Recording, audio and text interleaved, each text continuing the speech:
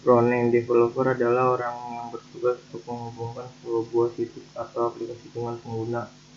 Secara umum, ia membuat teks, gambar, tombol, dan menyusun interaksi antara situs atau aplikasi dengan pengguna. Dan karena itu, front ini juga bisa disebut dengan client-side. Front-end tidak benar-benar merancang desain dari sebuah situs atau aplikasi. Pasalnya, hal tersebut adalah tugas UI designer. Front-end bertugas untuk memindahkan desain dari desainer ke dalam bentuk interaksi dan membuat desain tersebut menjadi hidup. Untuk membangun situs atau aplikasi, dibutuhkan pula seorang back-end developer. Ia bertugas untuk memastikan agar apa yang dibuat oleh front-end developer atau sistem dan server di balik situs atau aplikasi dapat bekerja. Posisi ini bisa disebut server-side. Back-end amat dibutuhkan karena memiliki kemampuan mengolah sebuah situs atau aplikasi. Hal ini dikarenakan pengembangan dan perbaikan situs atau aplikasi akan terus terjadi. Untuk melakukan itu, suatu situs atau aplikasi membutuhkan seorang back-end. Secara umum, perbedaan front-end dan back-end terlihat dari apa yang mereka buat, skill yang dibutuhkan, hingga waktu pekerjaan untuk masing-masing peran. Yang kedua, algoritma.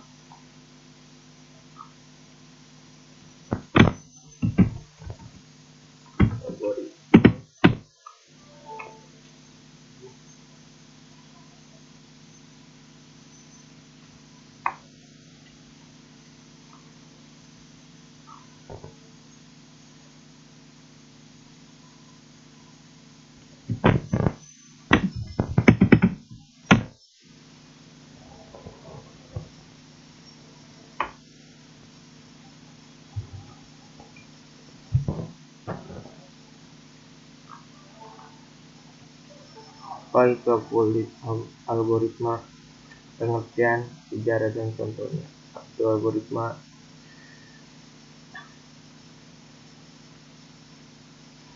Algoritma adalah urutan langkah logis yang digunakan untuk menyelesaikan suatu masalah. Singkatnya, sebuah masalah harus diselesaikan dengan beberapa langkah yang logis. Dalam kehidupan sehari-hari, contoh algoritma yang bisa digambarkan dengan berbagai macam hal. Salah satu contoh adalah aktivitas memasak air. Algoritma tentu berhubungan dengan aktivitas dalam memasak air. Misalnya saja yaitu siapkan panci yang sesuai, masukkan air ke dalam panci tersebut, tutup panci, letakkan panci pada kompor, hidupkan kompor dengan nyala api sedang. Apabila air mendidih, matikan kompor, angkat panci dari kompor. Detail langkah bukan algoritma dari aktivitas memasak air, karena urutan yang jelas langkah di atas yang proses logis. Itu algoritma ke step developer.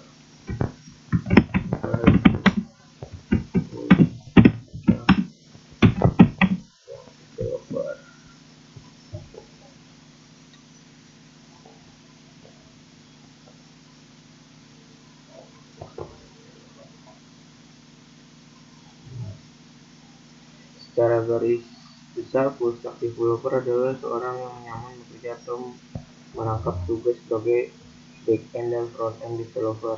Lebih spesifikasinya, developer bisa bekerja dengan JavaScript, PHP, Java, database, atau back-end, dan juga bisa mengkonversi desain ke dalam kode pemrograman seperti HTML, CSS, XML, dan front-end.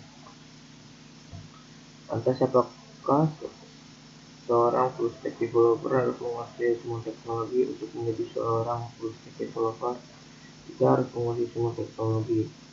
Pengalaman menjadi nilai tambah seorang full stack developer. Pengalaman yang didapat bukan hanya dari suatu berapa lama ia kerja di bidangnya saja, namun dengan ia banyak belajar, mampu menganalisa dan menyelesaikan suatu permasalahan, baik itu urusan back-end dan front-end. Setiap full stack developer mempunyai kelebihan dan kekurangan di bidangnya masing-masing. Bagi kamu yang ingin menjadi full stack developer, tidak perlu khawatir, menguasai Satu, menguasai beberapa bahasa pemrograman atau back-end. Jika ingin menjadi full stack developer, kamu harus terampil beberapa bahasa pemrograman. Bahwasannya logika dan algoritma adalah yang paling penting, tapi untuk menjadi full stack developer kamu harus kompeten dan perencanaan, penataan, implementasi, dan penguji proyek.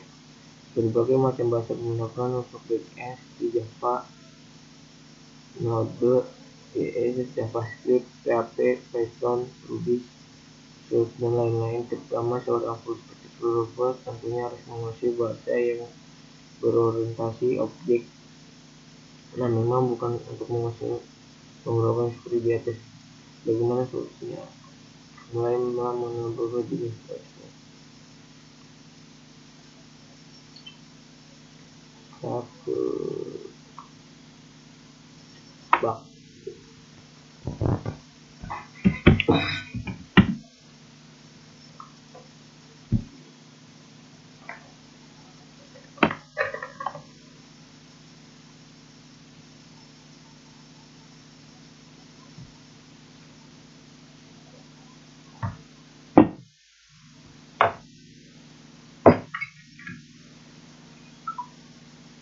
Bug adalah istilah bahasa Inggris yang artinya serangga.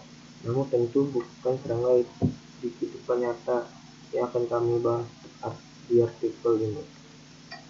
Menemukan bug pada software atau website.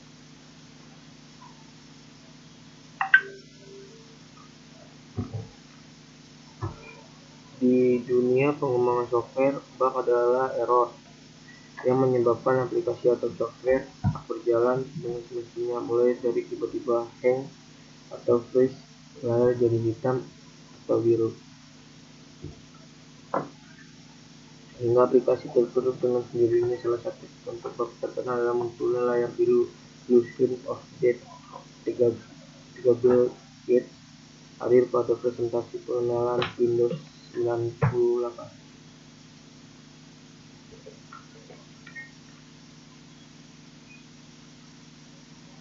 Itu pengertian bug. Kita ke debugger.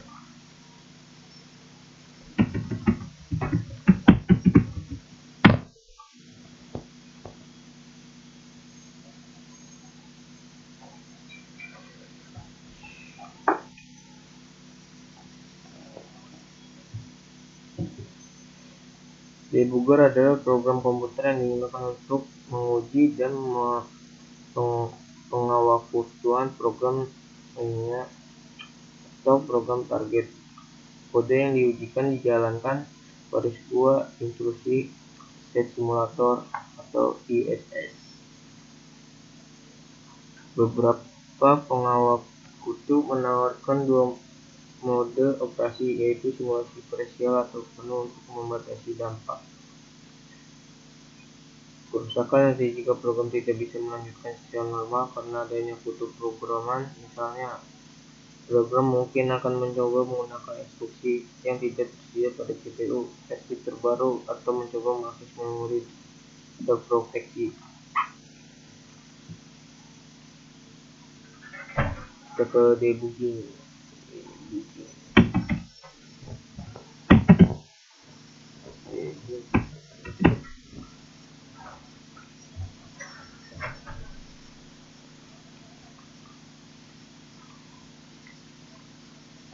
Apa itu debugging dan bagaimana cara kerjanya? Debugging adalah proses menghapus bug di dalam kode. Sebenarnya bug pada coding itu sangat menyebalkan. Jika ada satu saja bug di dalam kode, seluruh program bisa jadi error, bahkan dapat membahayakan kemampuan program yang sudah payah dibuat. Tapi tenang, bug tidak sulit dibayangkan kok. Jadinya debugging kali hingga belajar bagaimana cara menangani debugging dengan senang. Apa itu debugging? Debugging adalah proses mengidentifikasi dan menghapus bug atau error di dalam kode. Bug ini menyebabkan sebuah aplikasi atau software tidak berjalan dengan semestinya, misalnya gagal login, error saat input data, disfungsi fitur, blue screen, dan lain-lain. Karena sistem penguasaan suatu program biasanya rumit dan kompleks, maka satu saja kesalahan kode dapat berpengaruh pada keseluruhan program. Tidak heran juga kalau dibikin memakan waktu lebih lama dibandingkan saat proses program itu sendiri. Itu kenapa proses debug sangat penting dilakukan baik sebelum rilisan aplikasi maupun sesudah. Mengapa debugging perlu dilakukan? Melakukan debugging merupakan salah satu hal wajib saat membangun sebuah aplikasi software yang berbasis kode.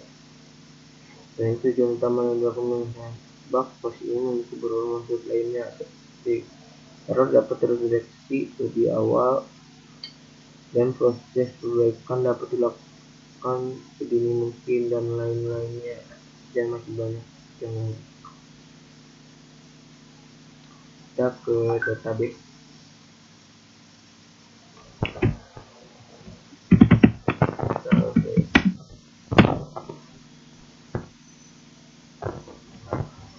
Itu database.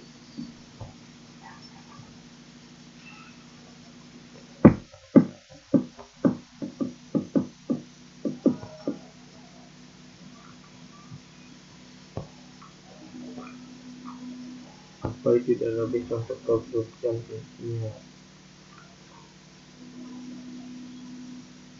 Database atau basis data adalah kumpulan data yang diperoleh sedemikian rupa berdasarkan kebutuhan tertentu yang saling berhubung sehingga mudah dalam pengolahannya. Melalui pengolahannya tersebut, pengguna dapat memperoleh kemudahan dalam mencari informasi, penyimpanan informasi, dan membuang informasi. Adapun pengertian lain dari database adalah sistem yang berfungsi sebagai mengumpulkan file, tabel, atau arsip yang terhubung dan disimpan dalam berbagai media elektronik. Jenis dan fungsi. Terdapat 5 jenis database yang selama ini beroperasi di perangkat kita. Dari 5 database tersebut, terdapat 15 macam produk yang memiliki fungsi berbeda-beda. Berikut ini jenis database serta fungsinya.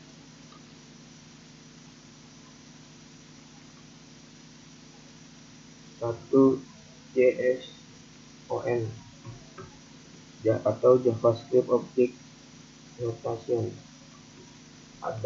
adalah format file yang menggunakan teks untuk mengirim data. Format ini sangat umum digunakan pengguna untuk bertukaran data layaknya berkomunikasi seperti dengan melalui web browser dan web server. Sinkronisasi dapat bisa dilakukan secara real time. Format JSON sendiri berasal dari pemrograman JavaScript. Melalui pembuatan JSON memiliki format bahasa yang berbeda dari lainnya. Diketahui bahwa semua file JSON selalu menggunakan ekstensi khusus beberapa JSON.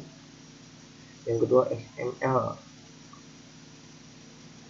atau Extensible Markup Language adalah bahasa program markup yang memiliki aturan untuk memberikan dua kode dokumen berbeda yang bisa dibaca oleh manusia dan dibaca oleh komputer. Melalui XML akan menghasilkan format data berupa teks yang dapat digunakan untuk merepresentasikan struktur basis data. Selain itu, sinkronisasi data dapat dilakukan secara real time oleh pengguna. Kita lanjut ke text editor.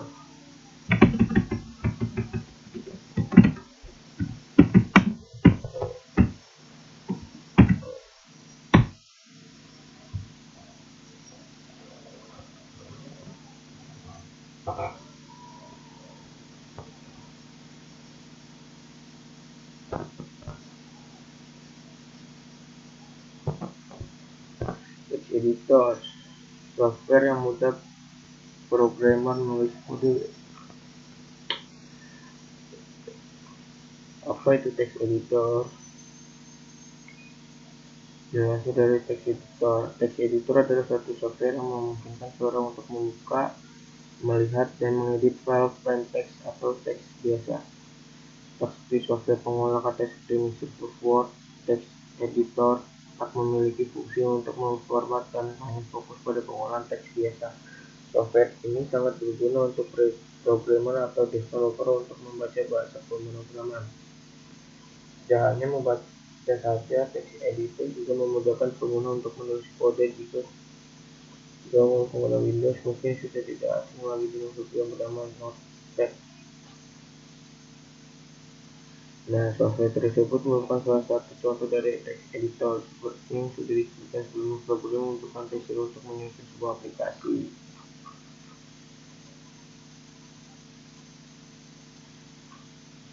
Dan next,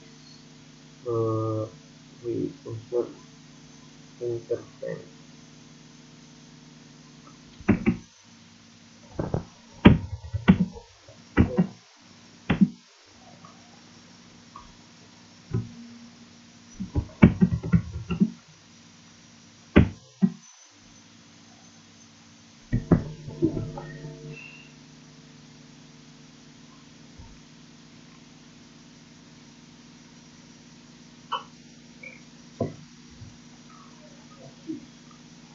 Mengenal unsur interface, pengertian dan kegunaan dan contohnya.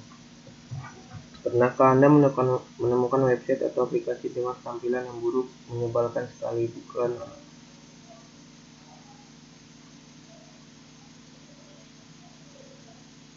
Namun tahukah Anda apa itu interface? Unsur interface adalah tampilan visual sebuah produk yang menjembatani sistem dengan pengguna atau user. Tampilan GUI dapat berupa bentuk, warna, dan tulisan yang desainnya menarik mungkin. Secara sederhana, GUI adalah bagaimana tampilan sebuah produk dilihat oleh pengguna. Analoginya bisa dijelaskan seperti misalnya ada mengunjungi sebuah rumah, Anda pasti akan melihat tampilan rumah tersebut. Anda bisa melihat halaman depan rumah tersebut dan mengunjunginya.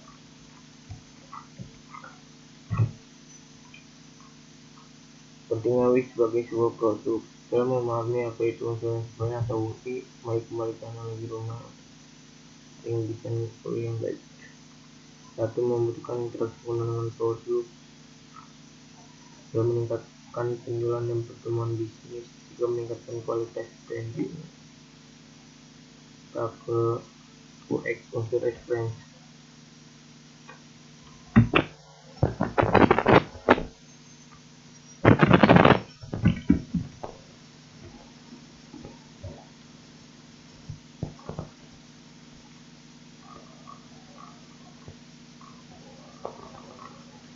Apa itu unsur experience? Unsur experience adalah bagaimana pengalaman pengguna dalam berinteraksi atau menggunakan produk digital Anda. Pengalaman ini dilihat dari betapa mudahnya pengguna untuk mendapatkan apa yang mereka inginkan dari produk tersebut. Dengan kata lain, unsur experience, produk yang sangat bagus tidak akan menyulitkan pengguna untuk mencapai tujuan mereka. Entah itu dari desain UI yang friendly, produk yang ringan untuk diakses, yang tidak berbelit-belit, dan lain sebagainya. Framework.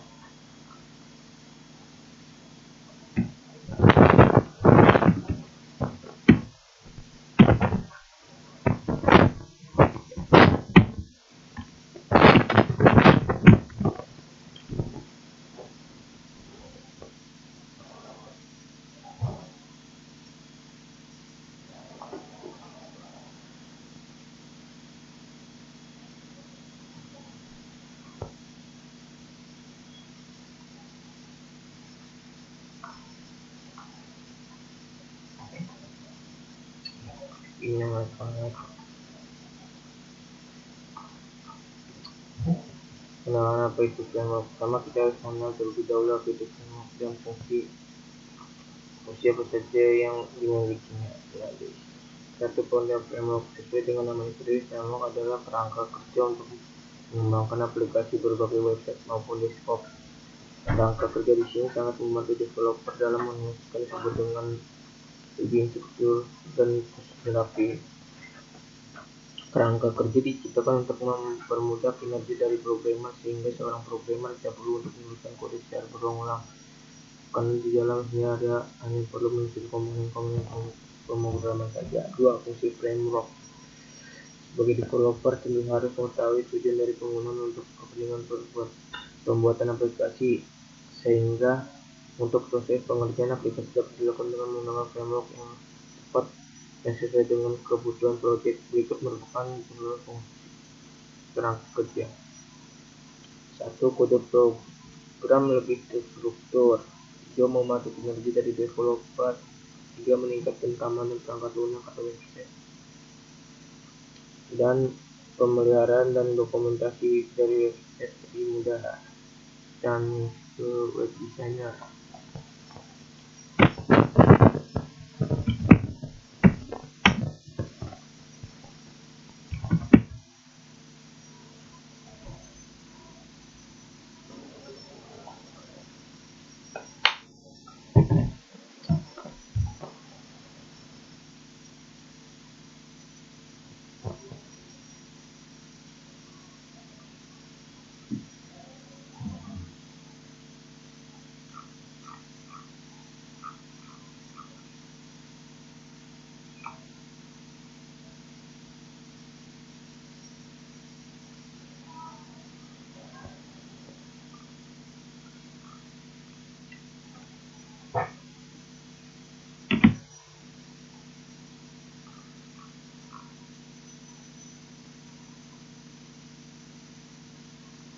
Web designer adalah orang yang memiliki keahlian untuk membuat tampilan website jadi menarik, misalnya efek ilustrasi pada website, tipografi,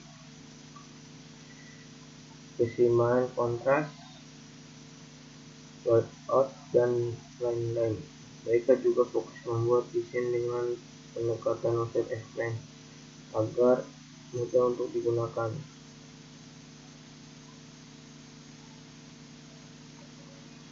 Web developer adalah orang yang membangun dan mengembangkan website dengan bahasa pemrograman.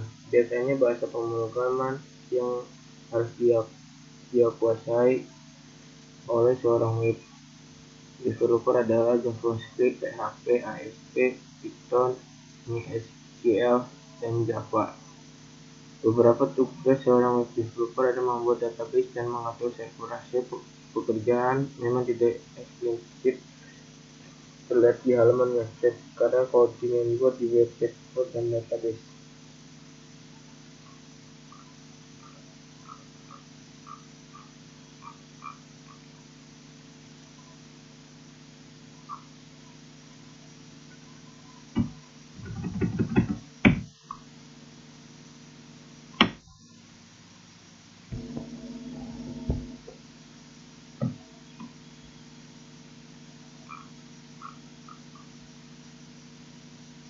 Web server adalah sebuah software atau perangkat lunak yang memberikan layanan berupa data, berfungsi untuk menerima permintaan HTTP atau HTTPS dari klien, atau kita kenal dengan web browser, Chrome atau Firefox.